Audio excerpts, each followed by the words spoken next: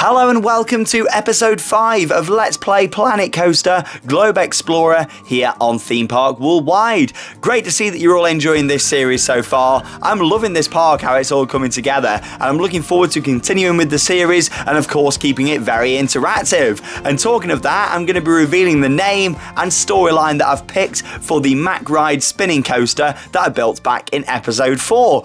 So I'll reveal that in just a couple of minutes. In terms of a bit of a rundown in what's going to be happening in this episode, as you can see here, the United Kingdom themed area is really starting to look finished off now. There's just a bit more decor and theming to go in, some more landscaping such as the areas that I'm doing now at the back of the carousel, and also around that vintage cars ride as well. Now along with that, I'm also going to be needing some name suggesting for the carousel that you can see just there with the purple roof, of course to fit with the whole sort of feel of the area. And along with that as well, I'm going to need a name for the vintage cars ride. So if you want to come out on this video with any name ideas and storylines, then of course go ahead and I'll reveal who I've picked in the next episode, which will be number 6. Can't believe it, 6 episodes, it'll be crazy. This series is going quick, but we've done quite a lot I think so far. The park's really coming together nicely. As you can see, that's going to be another food outlet there, down in the entrance area of the park. Bit of a different style of building, more of an older building that I'm putting in down at the bottom there, opposite the vintage cars. But anyway, let's talk about the spinning coaster that I built in the last episode. There were so many fantastic names and storylines for that ride. Honestly, how I sort of do it is I look through all the comments and then I'll sort of pick maybe 5 or 6 out that really stand out to me, whereas this time I struggled to narrow it down to like those 5 or 6, to be honest, because you guys are so creative when it comes to coming up with names and storylines, themes behind rides. I love it. So yeah, I've picked one that I think a lot of people really liked as well, because a lot of people commented on there and replied. And yeah, we've gone for The Magician's Curse as the name for this ride, thanks to YouTube user DPM04 Studios. So yes, The Magician's Curse. A mysterious wizard who lives in the nearby forest has cursed the castle's inhabitants, making them go crazy, which is hence the spinning coaster. You must battle the curse and find the wizard to stop him and save the inhabitants before it's too late. Love it. Really nice storyline. Not too in-depth either. It's just a nice, enough for the guests at the park to understand it. And I love the name, The Magician's Curse. When I read it, I thought, you know what? That just really stands out to me as something that would fit in really nice with this park. It's a family coaster. And like I said in the last episode, when I wanted you guys to come up with the name, I didn't want anything too dark and too serious, because it's a family coaster right near the entrance to the park, but it has got a more of a, a darker theme, but I didn't want it to be too much, and that's perfect. I love it, The Magician's Curse. So thank you for that name suggestion. But like I say, it was really tough because there's so many brilliant names and theme ideas that you guys came up with. In terms of what we're doing here then, just working on this restaurant building here. You can see it's got a bit of a balcony at the top. That's looking more out towards the vintage cars rather than the lake, because obviously you've got all the trees there behind it.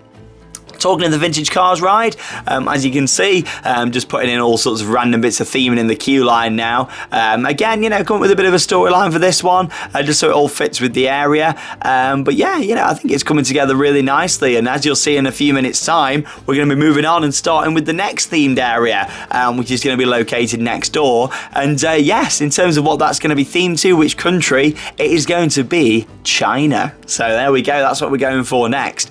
Kind of inspired a little bit by one of my favourite Chinese themed areas out there, which is actually at Portaventura World in Spain, home to a couple of big coasters, both from B&M actually. You've got the B&M sit down coaster Dragon Khan, and also Shambhala as well, one of my favourite ever coasters, opened in 2012, and all these years on it's still one of the best coasters I've ever been on. But yeah, so my plan is to build a huge roller coaster and also a few other smaller rides in a Chinese themed area. area, and we'll be moving on to that shortly. But anyway, over the next few minutes, I'm just going to continue with putting a bit more landscaping all around the Vintage Cars ride here, and of course get thinking about them name and theme suggestions for both the carousel. Obviously it doesn't need to be too much for that, it is just a small flat ride, but still I want it to fit in with this whole United Kingdom area. And then of course we've got the cars ride here as well. Get your thoughts on, get your thinking caps going, and let's see what you can all come up with that one. And I'll be back in a few minutes time where we're going to start building the Chinese themed area.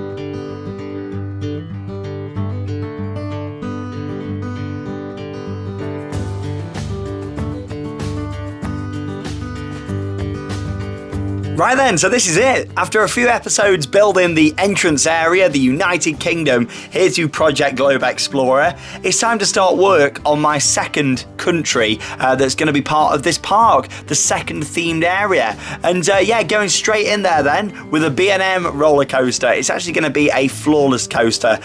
So yeah, I'm looking forward to putting this in. It'll be the standout ride in this area, the biggest coaster at the park so far. Like I say, there is plans to build some big coasters in this park, including a hyper coaster at the back.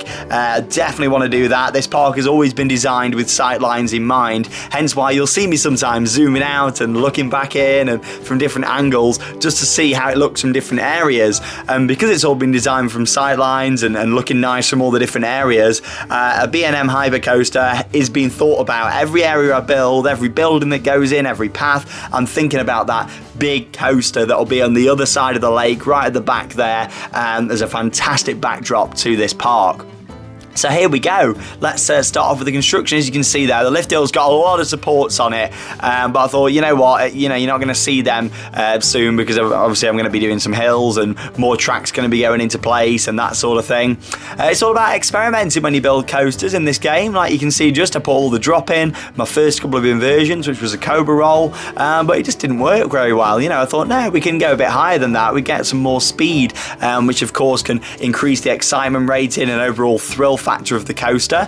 Again, you saw me there looking at those sight lines just to see how it looked, because I don't want it to be too intrusive at all on the United Kingdom area. I don't want you to see it over the buildings and stuff. It would ruin it for me if you could sort of see it too much.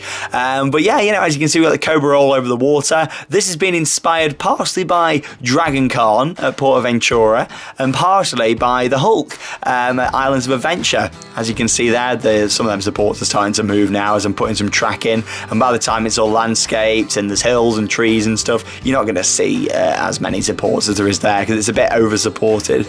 But yeah, in terms of the inspiration for this ride, like I say, I love Islands of Adventure, where you walk in and you can just see the Hulk off to the left with that cobra roll over the water. I really like that, and I thought I want to implement a bit of that into this park, but of course, not themed around an IP or anything. I want it all very authentic. But yeah, that's kind of where I went with that. The rest of the layout looks nothing like it. It's just that cobra roll over the water. Just, it's very much inspired from that.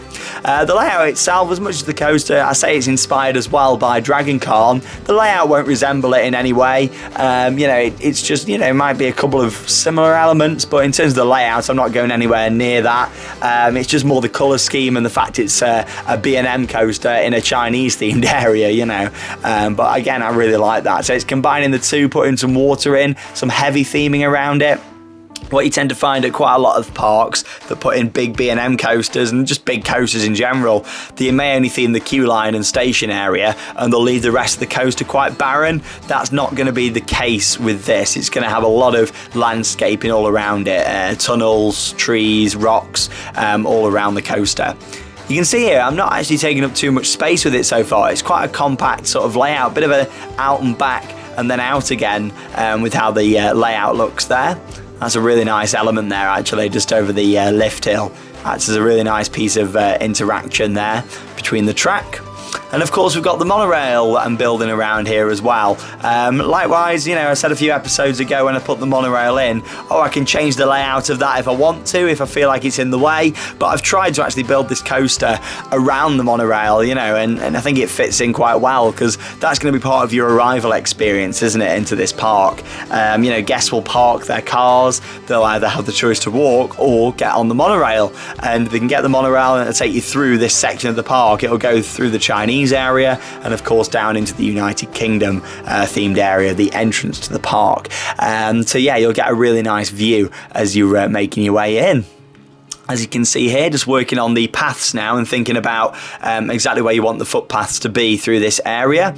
I want some really nice interaction on the paths, so guests can stand there and get some good photos and videos. Vloggers like me, can stand there and do the vlogging with the coaster behind. But yeah, again, kind of inspired a little bit by Hulk, how it's got paths underneath it. And, I say the coaster hasn't got much theming around it, Hulk. There is, quite a few items sort of close towards the water. It's more the back section of the coast that hasn't got much in terms of decoration. You can see here that I'm starting to already think about the landscaping before completing the layout, just to give me more of an idea really on where supports start to sit, and making it look as good and realistic as possible, with this one. Of course, it's got that traditional B&M little drop before it goes up the lift hill. A lot of the B&M coasters tend to do that. And just working on them on that terrain all the way around here as well, just to make it fit in quite well. But yeah, in terms of the speed it's going, I know it's sped up footage at the moment, but you will see an on-ride POV, of course, shortly, where you get to see the exact speed of it going round. And yeah, just starting to carry on with that landscaping, work on another tunnel just here, just so it all looks the part. And that's the thing with this, it's got a really nice backdrop to it, because I'm thinking in the long term about building a dark ride. So you see the space to the left of the monorail track, but behind the lift hill of the coaster and before the berm and the car park. On that area there, I am planning on building a dark ride. So the plan is it'll cover the show building up quite nicely, because you've got the lift hill for the coaster and the hill what the coaster's now sat on, and it should cover that up, quite nicely, and obviously we'll landscape that. I want to make sure that the track sort of forms part of an entrance area here to this as well. So you can see here, I'm working on this little turnaround section, really thinking about the paths and having a little plaza area. That's what I settle on eventually. You can see I sort of chop and change little bits here every so often, because I wasn't too sure exactly how I wanted it to be. And just working there on the top of that lift hill and the drop, because I thought it just looked a bit of a different shape. So I was just doing a bit of work on that. That's the good thing with this game, the smoothing tool. You can smooth the banking and all the different drops and things, and you can make it a much more realistic coaster.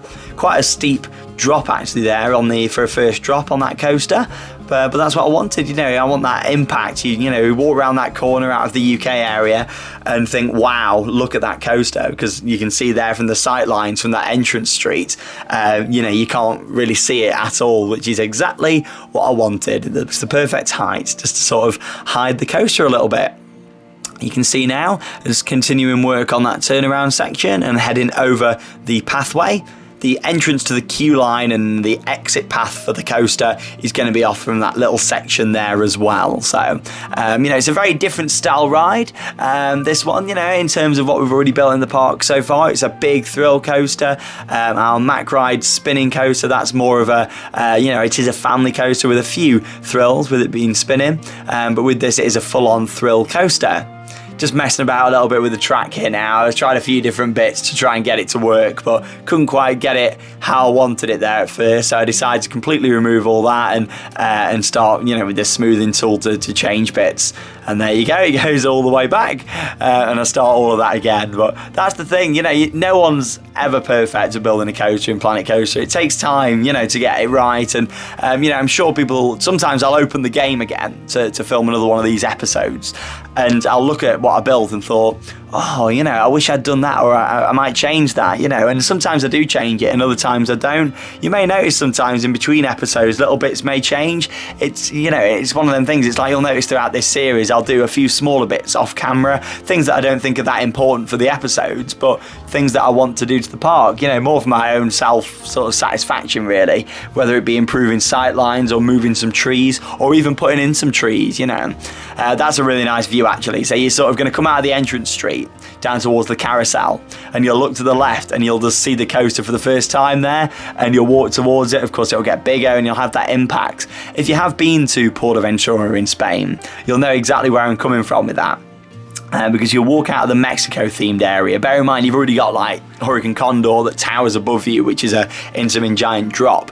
But you come around that corner and then you see like an entrance archway into China, and you can see Dragon Khan and Shambhala over in the backdrop, and it works amazingly as like an entrance focal point. That's kind of what I wanted for this. And then out of blue, I bet you wasn't expecting that, were you? There you go. Straight out of the blue, we got a nice observation tower going in. This is actually inspired by Pagoda at Efteling, and that's what the guys at Planet Coaster actually mould this off. It's beautifully themed observation tower, all themed to China, and I thought, you know what, it fits in perfectly with this area. I originally thought about putting this in somewhere, but I wasn't sure where the Chinese area was going to work best. But then I thought, because of this ride in particular, it would work great near the entrance of the park as a viewpoint. So that's what I've done. That's why this has gone in. And you think if you're raised up there, I'll just take you on board actually in just a second so you can see it for a little bit. But yeah, like this offers a fantastic viewpoint. And there you go, looking over the entrance area, all the United Kingdom there. Really like that. And then, of course, over towards the new B&M coaster that is also going to need a name. But yes, don't sort of, you know, have a bit of time to think about your name suggestions for that one. The next episode is all going to be about theming this area up and the coaster and more finishing touches. So I see I'm a bit of a mess there with the corkscrew. I'm a bit of a mess about. But yeah, like, you know, hold back for now on your names for this coaster. Like I say, comment on this video with your names for the carousel and the vintage cars. And then in the next episode, that's when I'll sort of ask for your names for this, because I want you to sort of see the theme in and everything around it first before you sort of jump into storylines and names and that sort of thing. Let's you know, I know you've probably all got some good ideas already, you know, like dragon style names and stuff, but you know, something a bit different. Originally I was thinking of doing some sort of interlocking corkscrews there, but I thought actually no, it doesn't really work that much. You know, I was sort of running out of space a little bit there, and I thought let's just do a little bit of airtime, a turnaround section, and then that'll take us into the brake run for the ride. As you can see, this coaster has got a mid-course brake run as well, and it's an exciting layout. It's a long layout, and this is without the landscaping or theming. This will be the only sort of major ride down in this bottom corner of the park here. You can see the berm that I've built, and I use the term berm a bit like Disney do. Basically, they build hills, and if you hear me refer to them as berms, you know, in these videos, but basically like the little hills that you can see around the side. It's basically just to stop, anybody really seeing in and sight lines being ruined.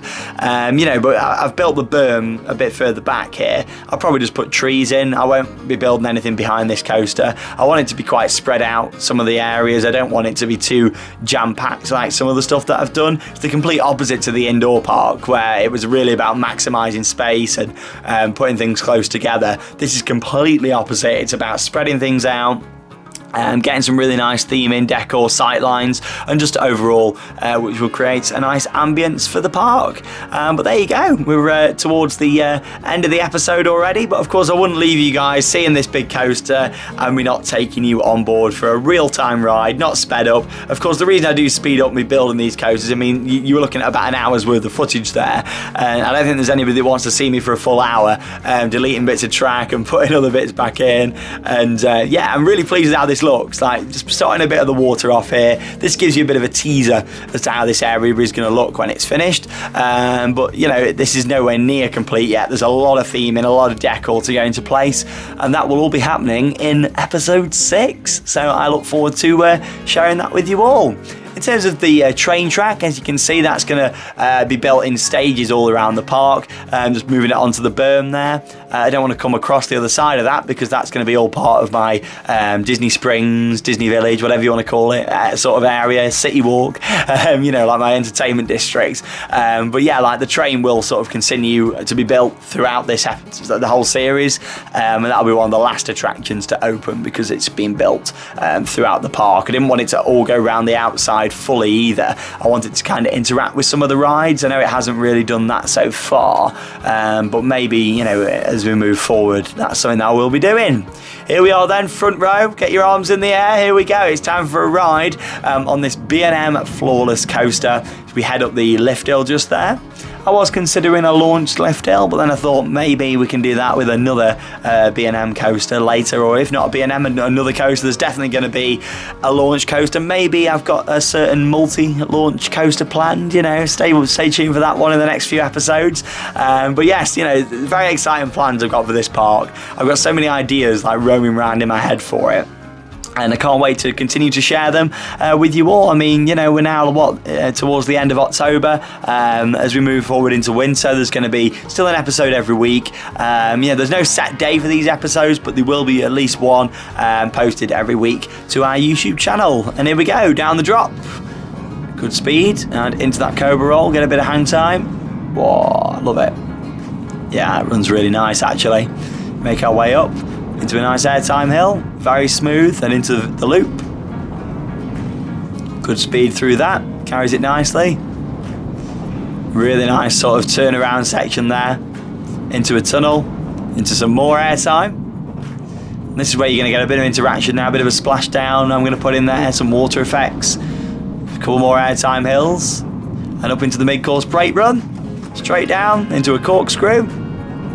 Carries it with some good speed actually, really pleased with that, very smooth, good speed. Another turnaround section, one last moment of ejector airtime before banking to the left and into the brake run. There we go, thank you very much for watching this week's episode. I'm Sean Sandbrook, and I'll see you next week for another episode of Project Globe Explorer. That means it's time to cue those credits. See you in episode 6.